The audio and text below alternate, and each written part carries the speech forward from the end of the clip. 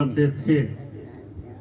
صرف عوام الناس نہیں، علماء اور مشائخ بھی اس بات کی گواہ ہیں کہ حضرت نے ہر مسئلے کو، ہر معاملے کو جب بھی حل کرنے کی کوشش کی یا کوئی عمل کیا تو اسے شریعت اور سنت کے مطابق کیا، اور لوگوں کو تلقین کیا کرتے تھے کہ سنتوں پہ عمل کرو، کیونکہ پورا دین سنت ہے، پیدائش سے لے کے وصال تک سب سنت ہے. حضرت قبلہ نثار ملت رحمۃ اللہ تعالی علیہ نے اپنا آخری فیصلہ، جو کہ خلیفہ مجاز پیر محمد ندیم اختر صدیقی دامت برکاتہ عالیہ کو خلافت عطا فرمائی، اس خلافت سے پہلے ایک سنت ادا کی. وہ آپ لوگوں کو میں بتانا چاہتا ہوں کہ حضرت نے کون سی سنت ادا کی. جب آقا علیہ الصلوۃ والسلام بیمار ہوئے اور اس بیماری کی وجہ سے آقا علیہ الصلوۃ والسلام کو کچھ کمزوری ہوئی، حقیقت تو یہ ہے کہ آقا کمزور ہوئے ہی نہیں، کیونکہ رب نے آپ سے کسی کو بنایا ہی نہیں، آپ سے طاقتور کوئی تھا ہی نہیں، لیکن یہ حکمت تھی، یہ مصلحت تھی کہ سرکار علیہ الصلوۃ والسلام بیمار بھی ہوئے اور بیماری کی وجہ سے کمزوری بھی ہوئی. تو حضور نے ارشاد فرمایا، حکم دیا کہ صدیق اکبر رضی اللہ تعالی عنہ میرے مصلی پہ کھڑے ہوں اور نماز کی امامت فرمائیں. یعنی اپنی زندگی میں آقا نے حضرت سیدنا ابوبکر صدیق رضی اللہ تعالی عنہ کو حکم دیا کہ نماز کی امامت کیجئے، اپنا نائب بنایا. حضرت ابوبکر صدیق اس وقت خلیفہ نہیں بنے تھے، لیکن آقا نے اپنی زندگی میں انہیں امامت کے لیے کھڑا کیا. اور جب نثار ملت بیمار ہوئے اور طبیعت کی وجہ سے کمزور ہوئے تو کرسی پر بیٹھ کر جامع مسجد مصطفیٰ میں اپنے ہونے والے خلیفہ کو محراب میں کھڑا کر کے فرمایا کہ آپ بیان کیجئے، آپ بیان کریں گے، میں دیکھوں گا، میں سنوں گا. جیسے آقا نے صدیق اکبر کو حکم دیا کہ آپ نماز پڑھائیں، میں دیکھوں گا، میں سنوں گا، ایسے ہی وہ سنت میں ادا کروں گا. تو آقا کی سنت پر نثار ملت نے اپنے آخری فیصلے کو بھی سنت کے مطابق کیا، اور پھر 3 مہینے کے بعد خلافت دی تھی. خلافت اس وقت نہیں دی تھی، لیکن آقا کی کسی سنت کو بھی حضرت نے کبھی بھی نہیں چھوڑا، کسی معاملے میں نہیں چھوڑا. تو آئیے استقبال کیجئے ان اشعار کے ساتھ کہ میرے اداس راہ منزل، یہ شکستہ پائی میں ہوں صرف ایک مسافر، تو چراغ راہ منزل، میرا کام بھول جانا، تیرا کام رہنمائی. جو خلاف ہو زمانہ میرا کیا بگاڑ لے گا، میرے ساتھ ہے محمد، میرے ساتھ ہے خدا، میرے ساتھ ہے محمد، میرے ساتھ ہے خدا. حضرت علامہ پیر محمد ندیم اختر صدیقی قادری اشرفی رحمۃ اللہ دامت برکاتہ عالیہ، استقبال کیجئے. نعرہ تکبیر، نعرہ رسالت، نعرہ رسالت، فیضان نثاریہ. اس کو آگے زوم کر شرور انفسنا ومن سیئات اعمالنا من يهد الله فلا مضل له ولا هادي له ونشهد ان لا اله الا الله وحده لا شريك له احدا صمدا لم يلد ولم يولد ولم يكن له كفوا احد. قال الله تبارك وتعالى في القرآن المجيد: الله يجتبي إليه من يشاء ويهدي إليه من ينيب. صدق الله مولانا العظيم وبلغنا رسوله النبي الكريم الأمين ونحن على ذلك من الشاهدين والشاكرين والحمد لله رب العالمين. سبحانك لا علم لنا إلا ما علمتنا إنك أنت العليم الحكيم إن الله وملائكته يصلون على النبي يا أيها الذين آمنوا صلوا عليه وسلموا تسليما اللهم صل على سيدنا ومولانا محمد معدن الجود والكرم وعليه وصحبه وبارك وسلم. میرے معزز دوستوں، دلبندوں، بھائیوں، السلام علیکم ورحمۃ اللہ وبرکاتہ. میں انتہائی مشکور ہوں آپ تمام کا اور جناب علامہ حافظ محمد عمر صاحب، ندیم صاحب اور دیگر میرے جتنے بھی بیٹھے ہیں، اسماعیل بھائی، عالم اور دیگر جتنے بھی ساتھی ہیں، کیا سب کا نام لوں، سب میرے دل بند ہیں. تو سب کا انتہائی مشکور ہوں کہ حضرت صاحب کی اس عرس کی محفل کو آپ نے اپنے رونق افروز چہروں کے ساتھ تابناک بنایا، روشن بنایا. اللہ تعالیٰ آپ کی صحیح کو اپنی بارگاہ میں قبول فرمائے. بات دراصل یہ ہے کہ پہلے ہمیں جاننا چاہیے کہ ہم عرس کیوں مناتے ہیں. زیادہ وقت نہیں لوں گا انشاءاللہ کیونکہ وقت کم ہے، لیکن تھوڑا بہت تو وقت دینا پڑے گا. دے دیں گے؟ اچھا ٹھیک ہے. بات دراصل یہ ہے کہ عرس کیوں مناتے ہیں اور مخصوص لوگوں کا عرس کیوں مناتے ہیں، سب کا کیوں نہیں منایا جاتا. کل نفس ذائقۃ الموت، ہر نفس کو موت کا مزہ چکھنا ہے نا، ایسا ہی ہے نا. تو پھر سب کا عرس کیوں نہیں منایا جاتا. عرس دراصل خوشی کا دن ہوتا ہے کیونکہ وہ دن لقائے رب ہوتا ہے، رب سے ملاقات کا ہوتا ہے. اس دنیا کی قید خانے میں وہ ہستی اس دنیا کے قید خانے میں موجود ہوتی ہے. جیسے سرکار کی حدیث ہے، الدنیا سجن المومن و جنت الکافر. دنیا جو ہے وہ مومن کا جیل خانہ ہے اور کافر کے لیے جنت ہے، کیونکہ وہ آزاد ہے، جیسے چاہے زندگی گزارے. لیکن قید خانے میں تو پابندیاں ہوتی ہیں. تو یہ پابندیاں جو ہیں، جو ان کو اختیار کرتا ہے اور پھر وہ رب کو پسند بھی آ جائے، تو پھر اللہ اس کو ایسا مقبول بنا لیتا ہے جیسا دیگر مقبولوں کو مقبول بنایا اور ہمارے حضرت کو بنایا، علامہ قاری محمد صاحب صدیقی رحمۃ اللہ علیہ. تو یہ جو آیت میں نے آپ کے سامنے ابھی پڑھی کہ اللہ جس سے چاہتا ہے اس کو منتخب کر لیتا ہے، اس کا انتخاب کر لیتا ہے اور اسے اپنے در کی رسائی عطا کر دیتا ہے. اپنے در کی، اللہ کے در کی رسائی کوئی معمولی چیز نہیں ہے، لیکن اس کے لیے کیا کرنا پڑتا ہے. اب میں یہ بتاؤں، میرا طریقہ ڈیفرنٹ ہے. میں یہ بتاؤں کہ حضرت ایسے چلتے تھے، حضرت انداز یہ تھا، حضرت کپڑے ایسے پہنتے تھے، سب نے دیکھا ہوا ہے، ابھی تو اتنی پرانی بات نہیں ہے. حضرت جب گفتگو کرتے تھے تو ایسا تھا. یہ ساری چیزیں بتاؤں تو آئیے حضرت کی شخصیت کو قرآن کی روشنی میں دیکھتے ہیں، کیونکہ قرآن راہ ہدایت ہے.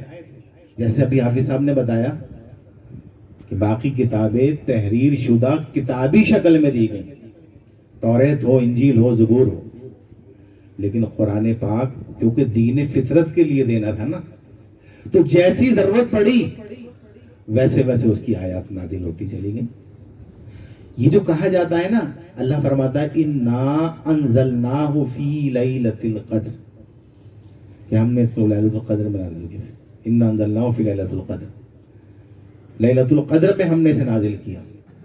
تو اس سے مراد یہ ہے کہ لوح محفوظ سے آسمان دنیا پر آ گیا ہے. پھر رفتہ رفتہ ہماری ہدایت کے لیے، جس کی ہدایت کے لیے بھیجا گیا تھا. امت کی دو اقسام میں پہلے بھی بتا چکا ہوں، ایک امت دعوت، ایک امت اجابت. امت دعوت کون ہے؟ جتنے بھی کفار ہیں وہ بھی رسول اللہ کی امت دعوت ہے سب، اور جتنے بھی مسلمان ہیں وہ سب امت اجابت ہیں.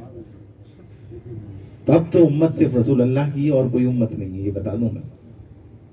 کیونکہ ابھی جتنی بھی ہیں اگر اپنے آپ کو ظاہر بھی کرتی ہیں تو ان کے پاس ان کا حقیقی اور اصل دین یعنی اصل مذہب موجود نہیں ہے.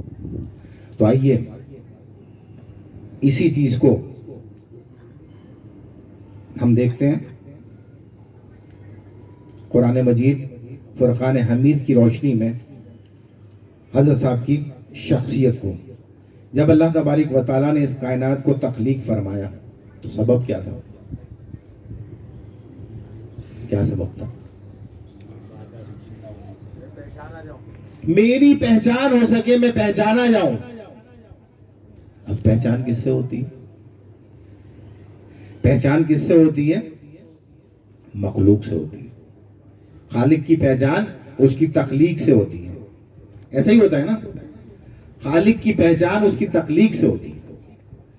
جیسے بیٹے کی پہچان اپنے باپ سے یا باپ کی پہچان بیٹے سے، یہی طریقہ کار ہے نا. لیکن اللہ تو باپ اور بیٹا ہونے سے مبرہ. قل هو اللہ احد اللہ الصمد لم یلد ولم یولد ولم یکن لہ کفوا احد. ایسی صفت کسی میں بھی نہیں ہے. یہ جو اللہ کی صفات ہیں یہ کسی میں بھی نہیں ہے. تو پتہ چلا کہ صرف رب ہی خالق ہے، باقی سب مخلوق ہے. تو اب جب مخلوق پیدا ہو گئی اور رب کو پہچاننے کی بات آئی تو ایک چیز پیدا کر دی اللہ نے، محبت. اور ہر انسان کے دل میں محبت کا جذبہ ہوتا ہے. ہر انسان کے دل میں محبت کا جذبہ ہوتا ہے. تو ارشاد باری تعالیٰ ہے اس محبت کی نشانیاں بتا دوں آپ کو جو بہت کام آئیں گی، اور اسی کی روشنی میں حضرت کی شخصیت کو آپ خود دیکھ لیجیے گا. مجھے بیان کرنے کی ضرورت نہیں ہے. ایک ایک جگہ آپ کو کلیئر ہوتا چلا جائے گا کہ واقعی وہ جو اللہ نے اپنی پہچان کے لیے مخلوق پیدا کی تھی اور جن میں محبت بھی آ گئی رب کی، ان لوگوں میں حضرت کا شمار ہوتا ہے. اللہ نے ان کو منتخب کیا اور پھر اپنے در کے لیے راہ کھول دی، اور انہوں نے پھر وہ کام کیا کہ ہم تک وہی پیغامات پہنچائے رب تعالیٰ کے. لیکن سمجھنے کا فرق ہے. ارشاد باری تعالیٰ ہے والذین آمنوا اشد حب اللہ. یعنی کیا فرمایا؟ ایمان والے سب سے زیادہ اللہ سے محبت کرتے ہیں. کس سے محبت کرتے ہیں؟ اللہ سے محبت کرتے ہیں. کیوں کرتے ہیں؟ کیوں کرتے ہیں بھائی؟ پتہ نہیں. اللہ تو محبت کے لائق ہے حقیقت میں. اصل میں ہم اس کی تخلیق ہیں، اور اگر ہم اس سے باغی یا غدار نہیں ہوں گے تو پھر ہم اس سے محبت کریں گے. اور اگر ہم اس سے باغی یا غدار ہو جائیں گے ہمیں پتہ بھی نہیں چلے گا، ہمارے دل سے خود بخود اس کی محبت ختم ہو جائے گی. تو اب باغی یا غداری سے بچنے کے طریقے اس رب نے اپنے کلام میں اپنے محبوب کے ذریعے ہم تک بھیج دیے، جو کہ نبی علیہ الصلوۃ والسلام کے بعد ان کے اصحاب کے بعد تابعی تبع تابعی، اور وہ سلسلہ چلتے چلتے علماء اور اولیاء کے ذریعے ہم تک پہنچا. انہی میں ایک ہمارے حضرت علامہ قاری محمد صلی اللہ صدیقی رحمۃ اللہ تعالیٰ علیہ، جنہوں نے اپنی پوری زندگی اس کے مطابق گزاری اور عملی نمونہ بن کے دکھایا. یہ جو آیت میں نے ابھی پڑھی تھی سورہ بقرہ کی آیت نمبر 165، آیت میں فرمایا گیا کہ اہل ایمان سب سے زیادہ اللہ تعالیٰ سے محبت کر لیں اور اللہ کی محبت پر ہر شے کو قربان کر دیں. تو کیا ایسا ہے ہمارے اندر؟ کیا ایسا ہے ہمارے اندر؟ لیکن حضرت تو کر دیتے تھے. حضرت تو کر دیتے تھے. جہاں اللہ کا معاملہ اور دیگر معاملہ آ جائے تو کیا کرتے تھے؟ وہ کیا کرتے تھے؟ اس محبت کو جو دنیاوی ہے اس کو قربان کر دیا کرتے تھے اللہ کی محبت پر. چاہے کوئی کتنا بھی برا بھلا کہے، کوئی کتنا بھی کچھ بھی کہے کہ حضرت ایسا، جو سچ ہے وہ سچ ہے، جو حق ہے وہ حق ہے. ایسے ہی کرتے تھے. اور پھر وہ نہیں دیکھتے تھے کہ یہ میرا رشتہ دار ہے، یہ میرا قریبی ہے، یہ میرا دور کا ہے. حضرت سے تعلقات حافظ عمر صاحب کے مجھ سے پہلے کے، میں تو بعد میں حضرت سے متعارف ہوا. حافظ صاحب مجھ سے پہلے کے، بچپن سے 7 سال کی عمر سے. میں تو بہت بعد میں متعارف ہوا ہوں حضرت کے سامنے. اللہ اکبر. تو یہاں سے آپ نے دیکھا میں تقابلہ کرتا چل رہا ہوں کہ دیکھیے قرآن کی آیت کے مطابق آیات کے مطابق ان کی زندگی تھی یا نہیں تھی. میں نے پہلے ہی کہہ دیا کہ میں یہ بتاؤں کہ حضرت یہ کرتے تھے، ایسی کرامت تھی. دیکھیں وہ ان کی خصوصیت تھی، وہ منع کرتے تھے. بہت کرامتیں میں نے اپنی آنکھوں سے دیکھی ہیں ان کی. جب ان کے سامنے بیان کی تو انہوں نے منع کیا، چپ رہو، بس دیکھتے رہو، خاموش رہو. اولیاء مستورین میں شمار ہوتا تھا. اولیاء مستورین وہ ہوتے ہیں جو اپنے آپ کو ظاہر نہیں کرتے، چھپاتے ہیں، تو اس میں ان کا شمار تھا. اللہ اکبر. تو جہاں خدا کی اور غیر کی محبت کا تقابلہ ہو جائے تو غیر کی محبت کو خدا کی محبت پر قربان کر دیا جاتا ہے. بلا شبہ محبت الہی ایک عظیم سعادت ہے اور اعلیٰ درجے کی عبادت ہے. یقیناً اللہ کی محبت عبادت ہی تو ہے. اللہ اکبر. اب جس سے محبت ہو جائے تو ہر وقت اس کے جلوے دل میں بسے رہتے ہیں. یہ مجازی معنی میں بھی ہے اور حقیقی معنی بھی نہیں ہے. تو مجازی والے بہت سارے لوگ ہیں، اس وجہ سے مجازی مثال دے دی کہ ایک جھلک دکھ جائے. اچھا یہ جو بات کر رہا ہوں میں، یہ ایک دوست کو دوست سے بھی ہو سکتی ہے، دو ہم جس لوگوں کو بھی ہو سکتی ہے محبت.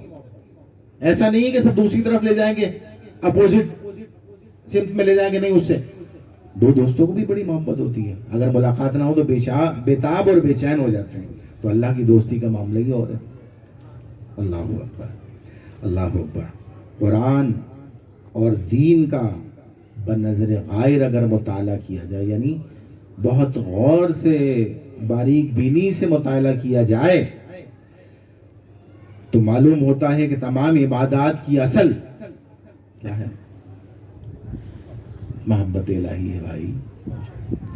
تمام عبادات کی اصل. میری گفتگو سمجھ میں آ رہی ہے یا پھر وہی شور شرابے والی کر دوں جیسی ہوتی؟ اصل بات یہ ہے کہ وہ کیا ہے؟ محبت الہی ہے. تو پتہ چلا میرا ہر کام محبت الہی میں ہونا چاہیے. تو حضرت کا ہر کام محبت الہی میں ہوتا تھا. رسول اللہ سے محبت بھی محبت الہی میں تھی بھائی. جو عاشق رسول تھے وہ تو اللہ کی محبت میں تو تھے، اللہ کی محبت میں تو تھے. ایسا نہیں تھا. حقیقت بات یہ ہے، کیونکہ جب ان سے اکیلے ملو تو اور شخصیت، جب سب کے سامنے ملو تو اور شخصیت. لوگ اکثر سوال کرتے تھے کہ آپ حضرت سے بڑی گھل مل کے بات کرتے ہیں، ہماری تو ہمت نہیں ہوتی. میں نے کہا بھائی یہ ان کا ظرف ہے کہ انہوں نے ہمیں اتنی وہ دی ہوئی ہے کہ ہم ان سے بات کر لیتے ہیں. غیر کیف. تو ہمیں سمجھنے کی ضرورت ہے. اب ارکان اسلام سے سمجھانے کی کوشش کرتا ہوں آپ کو، کیونکہ یہ ہمارے اوپر لازم ہے نا. توحید کے بعد ارکان اسلام ہم پر لازم ہے. یہ آج کل جو رائج ہوتا چلا جا رہا ہے نا، یہ فضولیات جو دین کی بنیاد نہیں ہے، دین کی اصل نہیں ہے، یہ لوگوں کو متنفر اور جدا کر رہی ہے. جدا کرنے سے مراد یہ نہیں ہے کہ میں صلاح کلی کا قائل ہوں. یہ نہ سمجھ لینا کبھی کہ سب صحیح ہیں. سب صحیح نہیں ہو سکتے، کبھی بھی نہیں ہو سکتے سب صحیح. جو اس بنیاد پر ہے جو اللہ اور اس کے رسول نے دی ہے وہ صحیح ہے، اور جو اس سے ہٹ کر ہے وہ صحیح نہیں ہے. یہ بات ہمیں سمجھنی چاہیے اچھی طرح سے. تو جو اس بنیاد پر قائم ہے وہ صحیح ہے. تو اللہ تبارک و تعالی نے قرآن میں فرمایا، کیا فرمایا؟ واقم الصلاۃ لذکری. کیا فرمایا؟ کہ اور میری یاد کے لیے کیا کرو؟ نماز قائم. نماز اللہ کا ذکر. میری یاد کے لیے نماز قائم کرو. تو کیا ہم اللہ کی یاد کے لیے نماز قائم کرتے ہیں؟ اور نماز کا قائم کرنا ہے کیا؟ نماز کا قائم کرنا ہے کیا؟ اس بات کو سمجھیں گے. حضرت نے اس کو قائم کر کے دکھایا اور ہمیں عملی نمونہ پیش کر کے دکھایا اور ہماری زندگی ہمارے علاقے میں الحمدللہ ثم الحمدللہ نماز کو بہتر طریقے سے جاننے والے بہت لوگ ہیں. یہ نہیں کہوں گا کہ کسی اور علاقے میں نہیں ہے, لیکن ہمارے علاقے میں یہ حضرت کی تعلیم و تربیت تھی, یہ حضرت کی تعلیم ہو. اب نماز کا صحیح ہونا کیا ہے؟ صرف نماز کی بات ہو رہی ہے نا, دوسرا رکن تو نماز ہے نا. توحید کے بعد ارکان اسلام میں ان الصلاۃ تنہا عن الفحشاء والمنکر, بے شک نماز برائی اور بے حیائی کے کاموں سے روکتی ہے. ایسا ہے, روکتی ہے نا, تو پھر رکتے کیوں نہیں؟ پھر رکتے کیوں نہیں ہے؟ اس کا مقصد ہم نے نماز پڑھی ہے, قائم نہیں کی. یعنی عادتاً پڑھ لی, یا ایک سسٹم میں رہتے ہیں کہ مسلمان آبادی میں سب نماز پڑھنے جاتے ہیں تو ہم بھی جا رہے ہیں, یا ہمارے ابا جاتے تھے بچپن میں تو ہم بھی ان کے ساتھ جاتے تھے تو ہم نے بھی جانا شروع کر دیا. لیکن زندگی میں کوئی تبدیلی نہیں آئی. وہ تبدیلی قاری نثار الحق نے لا کے دکھائی, اور جس نے بھی ان کے طریقے سے سمجھ لیا نماز کو, وہ آج فلاح پا گیا. کیونکہ بے شک قرآن کی آیت غلط نہیں ہو سکتی کہ نماز برائی اور بے حیائی کے کاموں سے روکتی ہے. لوگوں, یہ زندگی عارضی ہے, یہ بات میری یاد رکھو. سرکار دو عالم سے ان کی حدیث مبارکہ ہے کہ میری امت کی اوسط عمر 60 سے 70 برس ہے. تو اس نماز کو انہوں نے درست کروا دیا, اس کے قاعدے سکھا دیے اور سمجھا دیا. جب کہا جائے احسان کیا ہے, احسان کیا ہے, حضرت جبرائیل امین نے سرکار دو عالم صلی اللہ تعالی علیہ وسلم سے پوچھا. جبرائیل امین نے پوچھا سرکار سے, سرکار یہ تو بتا دیجیے احسان کیا ہے. یہ حدیث کا ایک چھوٹا سا حصہ. فرمایا کہ جب تو اپنے رب کے حضور حاضر ہو, جب تو اپنے رب کے حضور حاضر ہو تو تیرا یہ گمان, مفہوم بتا رہا ہونا چاہیے کہ تو اپنے رب کو دیکھ رہا ہے. اور اگر اتنا نہیں کر سکتا, احسان بتا رہا ہوں احسان, اور اگر تو اتنا نہیں کر سکتا تو کم از کم یہ گمان تو ہو کہ تیرا رب تجھے دیکھ رہا ہے. اب جب یہ گمان پکا ہو گیا تو کیا آدمی جھوٹ بولے گا؟ کیا آدمی برائی کے کاموں پڑے گا؟ کیا بے حیائی کے کاموں میں پڑے گا؟ سرکار نے فرمایا انسان کو اگر ایک وعدی ادا کرتی جائے تو وہ دوسری کے چکر میں پڑ جاتا ہے, اور دوسری ادا کر دی جائے تو وہ تیسری کے چکر میں پڑ جاتا ہے. اس کا پیٹ صرف مٹی بھرے گی. آج ہم دیکھتے ہیں ہمارے دادا نہیں رہے, ہمارے ابا نہیں رہے, کتنے لوگوں کو اپنے کندھوں پر دفنا دیا, لیکن پھر بھی ہم ہوس دنیا میں لگے. اور نثار الحق صدیقی رحمۃ اللہ علیہ کو دیکھ لو, کس گھر میں رہتے تھے, ڈپٹی ڈائریکٹر کی پوسٹ سے ریٹائر ہوئے تھے. یعنی کہ ڈائریکٹر کھڑا ہو جاتا تھا جب اس کے کمرے میں جاتے تھے. تو لوگوں, نثار تو پتہ نہیں کتنے لوگوں کا نام ہوگا, یہاں بھی کتنے نثار بیٹھے ہوں گے, لیکن اس نثار کی خصوصیت کی وجہ کیا ہے؟ ان نثار الحق کی خصوصیت کی وجہ کیا ہے؟ نثار الحق کا کریکٹر ہے. وہ کریکٹرسٹکس جو اسلام نے دیے تھے اس پر عمل کر کے دکھایا اور بتا دیا کہ راہ ہدایت پر چلنے سے یہ حاصل ہوتا ہے کہ آج ہم ان کا عرس منائیں, کہ آج ہم ان کا عرس, اور پتہ نہیں کتنی جگہ منایا جا رہا ہوں. سمجھ رہے ہیں میری بات کو؟ میں سمجھانا جو چاہ رہا ہوں. تو کیوں نہ ہم بھی اپنے کریکٹروں کو اس کے مطابق کرنے کی کوشش کریں, کیونکہ پیر کے معنی رہنمائی ہوتا ہے. ایک تو بوڑھا ہوتا ہے, بزرگ ہوتا ہے, پیر اس کو بھی کہتے ہیں, بوڑھے کو بھی کہتے ہیں پیر مرد. لیکن میں نے جب بھی حضرت سے پوچھا تو حضرت نے کہا پیر رہنما ہوتا ہے, اور اس شخص کو پیر بننے کا کوئی حق نہیں ہے جو رہنمائی نہ دے سکے, اور اس کو بننا بھی نہیں چاہیے, ورنہ بہت بڑی پکڑ اور عذاب ہوگا. یہ بات یاد رکھو, بہت بڑے عذاب. لوگوں کو شوق ہوتا ہے, لوگ چکر میں پڑ جاتے ہیں کہ ایسا ہو ویسا ہو, یار یہ گدی مجھے مل جائے, یہ سیٹ مجھے مل جائے. یہ ہے, میں نے دیکھا ہے, بہت ساری جگہوں پہ دیکھا ہے. یہ نہیں پتا کہ سیٹ کی ذمہ داری کتنی بڑی ہے, سیٹ کی ذمہ داری کتنی بڑی ہے. جب زندگی میں کچھ کر کے دکھایا نہیں اور متلاشی ہو گئے اس چیز کے جس کے اہل نہیں ہے, کوئی بھی ہو, چاہے وہ میں ہوں, میں اپنی بات کر رہا ہوں. میں نے تو صاف منع کیا تھا, حضرت مجھے خلافت نہیں چاہیے اور میں اس قابل نہیں ہوں. 3 مرتبہ میں نے واپس کی خلافت. ہاں, اور اس میں نے کہا حضرت میں کس وجہ سے کہ میں اہل نہیں ہوں میں حضرت اس کا. کہنے لگے بھائی جب اللہ چاہ رہا ہے تمہیں دی جائے تو میں کیا کروں, لو تمہیں لینی پڑے گی. تو میں نے کہا حضرت مجھے تو کچھ نہیں آتا. کہنے صاحب آ جائے گا. میں نے حضرت ذمہ دار کون ہے اس کا؟ کہنے پوری ذمہ داری میری ہے, میں ذمہ دار ہوں. اس کے بعد میں نے لی ہے. وَلَا إِنَّ أَوْلِيَاءَ اللَّهِ لَا خَوْفٌ عَلَيْهِمْ وَلَا هُمْ يَحْزَنُونَ. والی آیت ایسے ہی نہیں ہے.